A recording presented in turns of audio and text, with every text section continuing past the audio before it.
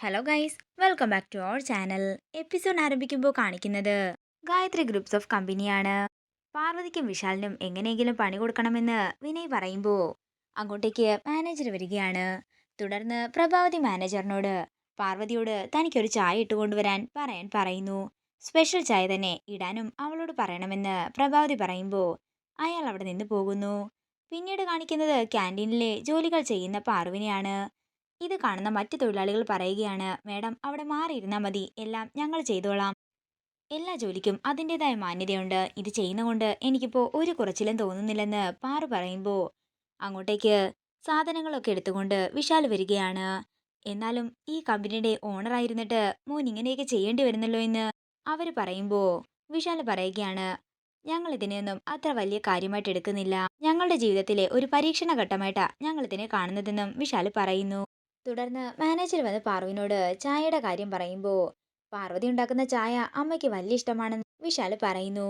പാർവതി, നീ ചായ ഉണ്ടാക്ക്, ഞാൻ കൊണ്ട് കൊടുക്കാമെന്ന് വിശാല് പറയുമ്പോൾ ശരി സാറെന്ന് പാറുവും പറയുന്നു. അങ്ങനെ പാറു ചായ ഉണ്ടാക്കാൻ നേരം വിശാല് പുറകിലൂടെ വന്ന് കെട്ടിപ്പിടിക്കുകയാണ്.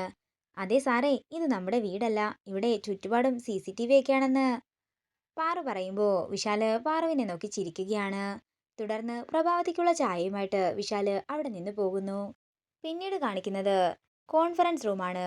പുതിയ പ്രൊജക്ടിന്റെ കാര്യങ്ങളെല്ലാം സംസാരിച്ചു കൊണ്ടിരിക്കുകയാണ് പ്രഭാവതിയും വിനയും റിയയും മറ്റ് സ്റ്റാഫുകളും. കമ്പനി അഡ്വൈസറായിട്ട് റിയയെ ചുമതലപ്പെടുത്തിയിരിക്കുകയാണ് വിനയ്. തുടർന്ന് പുതിയ ഓരോ പദ്ധതികളുടെ കാര്യം പറയുമ്പോൾ സ്റ്റാഫുകൾ എല്ലാവരും തൊഴിലാളികളെ വഞ്ചിക്കുന്നതിന് കൂട്ടുനിൽക്കില്ലെന്ന് പറയുകയാണ്. അതേസമയം വിശാല് പ്രഭാവതിക്കുള്ള ചായയുമായിട്ട് വരികയാണ്. അമ്മയ്ക്ക് വേണ്ടി പാർവതി സ്പെഷ്യലായി ഉണ്ടാക്കിയ ചായയാണെന്ന് വിശാല് പറയുമ്പോൾ വിനയ് പറയുകയാണ്, വിശാൽ, നീ എന്താ വിളിച്ചത് അമ്മയെന്നോ? നീയേ ഇവിടുത്തെ വെറും പ്യൂണ് മാത്രമാണ്. ഈ ഇരിക്കുന്നത് ഇവിടുത്തെ ചെയർപേഴ്സൺ ആണ്. നീയേ ആ പദവിയെ ബഹുമാനിക്കണം. ഇത് കേൾക്കുന്ന പ്രഭാവതി ചിരിച്ചുകൊണ്ട് വിനയെ നോക്കുന്നു. ഇനി മുതൽ എൻ്റെ അമ്മയെ നീ മേഡം എന്ന് വേണം വിളിക്കാൻ.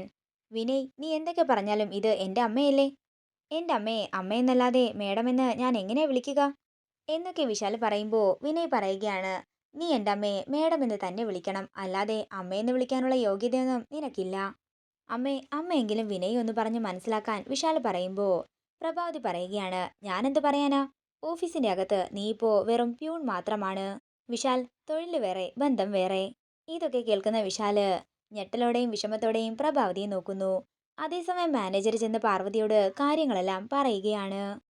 ഒരു കാര്യം വെച്ച് നോക്കുകയാണെങ്കിലേ, നിന്റെ ഭാര്യ ഈ പദവി ഉപേക്ഷിച്ചതും നീ നിന്റെ ഭാര്യയുടെ കൂടെ ഇറങ്ങിപ്പോയതും ഒക്കെ തന്നെ നന്നായി. നിനക്ക് ചേരുന്നതേ ഈ പ്യൂൺ ജോലി തന്നെയാ.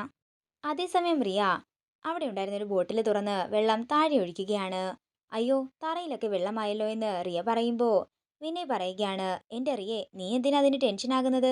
പ്യൂണല്ലേ നിൽക്കുന്നത്, പ്യൂൺ അതൊക്കെ തുടച്ചോളും. പറഞ്ഞത് കേട്ടില്ലേ, തറ തുടക്കണോ എന്ന് റിയ പറയുമ്പോൾ അങ്ങോട്ടേക്ക് വരുന്ന പാറു ദേഷ്യത്തോടെ റിയയുടെ മുഖമടക്കി ഒന്ന് കൊടുക്കുകയാണ്. ഇത് കണ്ണ വിനയ് പാറുവിന് നേരെ ചെല്ലാനൊരുങ്ങുമ്പോൾ പാറു വിനയോട് മിണ്ടരുതെന്ന് ആംഗ്യം കാണിക്കുന്നു.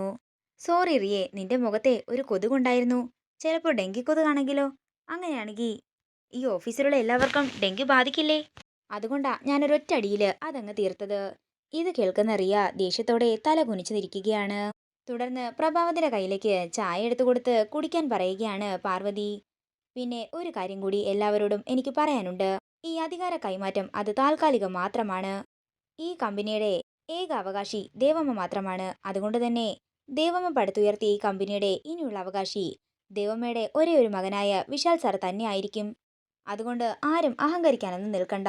6 മാസത്തിനുള്ളിൽ ഞാനും വിശാൽ സാറും ഈ പഴയ പദവിയിലേക്കും സ്ഥാനത്തേക്കുമൊക്കെ തിരിച്ചു വന്നിരിക്കും. അപ്പോൾ അതുവരെയുള്ള കണക്കുകൾ ബന്ധപ്പെട്ടവര് ഞങ്ങളെ ബോധ്യപ്പെടുത്തേണ്ടി വരും. അത്രയും പറഞ്ഞ് പാറു വിശാലിനെയും കൂട്ടിക്കൊണ്ടു പോകുമ്പോൾ ആകെ നാണം കെട്ടിയിരിക്കുകയാണ് റിയയും വിനയും പ്രഭാവതിയും. പിന്നീട് കാണിക്കുന്നത് ഗായത്രി വില്ലയാണ്. തന്റെ കവിളിലെ വേദന കാരണം ദേഷ്യത്തോടെയും വിഷമത്തോടെയും ഇരിക്കുകയാണ് റിയ.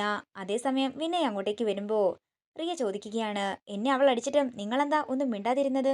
ഇത് കേൾക്കുന്ന വിനയ് മനസ്സിൽ പറയുകയാണ്, എന്നിട്ട് വേണം അവൾ എന്നെയും തല്ലാൻ. പിന്നീട് കാണിക്കുന്നത് വേദന മാറിയോ എന്ന് ചോദിച്ചു കൊണ്ടുവരുന്ന പ്രഭാവതിയാണ്. പാർവതിക്കെതിരെ നമ്മൾ എന്ത് പദ്ധതി ഇട്ടാലും സൂക്ഷിച്ചു വേണം എല്ലാം ചെയ്യാൻ. ചങ്ങല കെട്ടി കടലിന്റെ അടിയിൽ താഴ്ത്തിയാലും ജീവനോടെ വരുന്നവളാ പാർവതി. അമ്മ അവളുടെ വെല്ലുവിളി കേട്ടില്ലായിരുന്നോ? 6 മാസമാണ് അവൾ നമുക്ക് തന്നിരിക്കുന്ന കാലാവധി. ഇതിനെതിരെ എന്ത് കുതന്ത്രമാ അമ്മ പ്രയോഗിക്കാൻ പോകുന്നത്?